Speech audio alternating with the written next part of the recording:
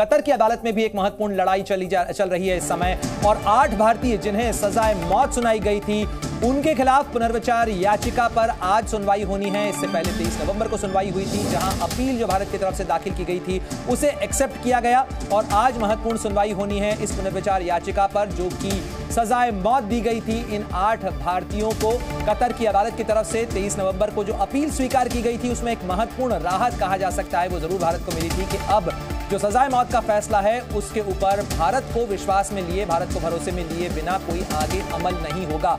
और साथ ही इस अपील के ऊपर आज महत्वपूर्ण सुनवाई होनी है।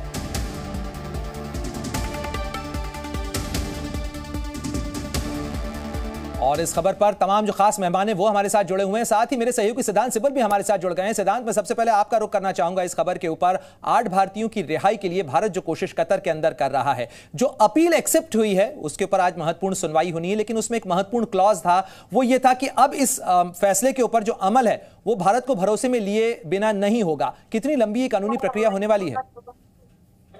देखिए, ये एक लीगल केस है, वक्त लग सकता है। आज मुझे लगता है जैसे हम देखते आए हैं कि एक और तारीख मिल सकती है। पिछली बार हमने देखा था कि कैसे कोर्ट ने अपील एक्सेप्ट कर ली थी, और एक तरफ से एक शॉकिंग डेवलपमेंट था सजाए मौत इन भारतीयों के लिए। पर कहीं ना कहीं भारतीय सरकार ने कहा है कि सारे ऑप्शंस टेबल पे हैं, और कहीं ना कहीं क्या कोई पॉलिटिकल कॉन्वर्सेशन होगी ये भी देखने वाली बात होगी। पर आज एक महत्वपूर्ण दिन है, क्या कोर्ट कहेगा और क्या और किस दिशा में ये पूरा केस जाएगा ये देखने वाली बात होगी। सिद्धांत, जरा संक्षेप में ये भी बताइएगा, आज प्रधानमंत्री भी रवाना हो रहे हैं दुबई में होने वाली COP28 की मीटिंग के लिए, और माना जा रहा है कि कतर के अमीर भी वहां होंगे। क्या किसी तरीके के कोई राजनीतिक संवाद भी दोनों नेताओं के बीच मुमकिन है?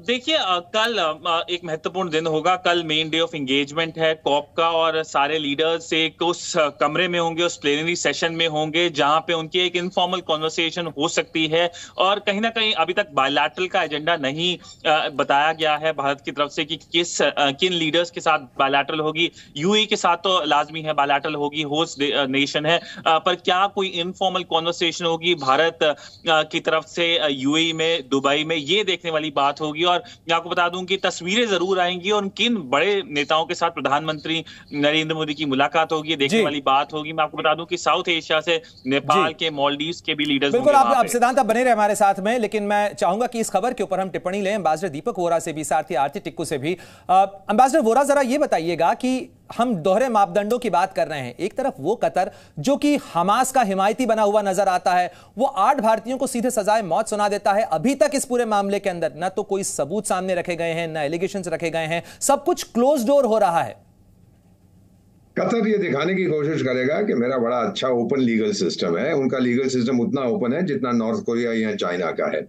ये आप जानते हैं इस समय जो अमीर हैं सर, ये जो ओपन लीगल सिस्टम है ना, फ्री लीगल सिस्टम, अमीर सब कुछ तय करता है। और ये जो अमीर है इस समय, जो भी इनका नाम है अल्थानी फैमिली का, तो इसने अपने पिताजी को 10 साल पहले आउट करके खुद बन गया था। उसके पिताजी ने अपने पिताजी को आउट करके 30 साल पहले वो बन गया था, और उसके पिताजी ने अपने पिताजी को आउट कर दिया था। तो ये वहां चलता रहता है। मेरा मानना है कि जो कोर्ट अब है, हमारे द्विपक्षीय संबंध कतर के साथ बहुत अच्छे हैं, बहुत से भारतवासी वहां काम करते हैं। मान लीजिए जस्ट हाइपोथेटिकली सारे छोड़ के चले जाएं, वो उनकी इकोनॉमी पूरी तरह से कोलैप्स कर जाएगी, कोई दूसरा वहां भागेगा नहीं। चाइनीज को तो वो घुसने नहीं देंगे, और बाकी कुछ आतंकी देश हैं उनको वो नहीं चाहते हैं। तो मेरा मानना है सर कि जो हायर कोर्ट जो है, जिस जहां पर ये अपील गई है, वो अच्छी तरह से ये समझेगा। ये भी उन्होंने फैसला महत्वपूर्ण दिया है कि हमें इन्वॉल्व रखेंगे भारत सरकार को। मेरा पूरा यकीन है, और मैं जानता हूं इन देशों को, मैं रहा हूं वहां पर, ये इसको बरी हो जाएंगे और ये वापस आएंगे सर्वसम्मति के साथ। इनको वापस आना होगा। हर कोई ये कोशिश कर रहा है, हर कोई ये प्रार्थना कर रहा है कि तमाम 8 भारतीय जो हैं वो सुरक्षित लौट आएं। लेकिन आरती टिक्कू,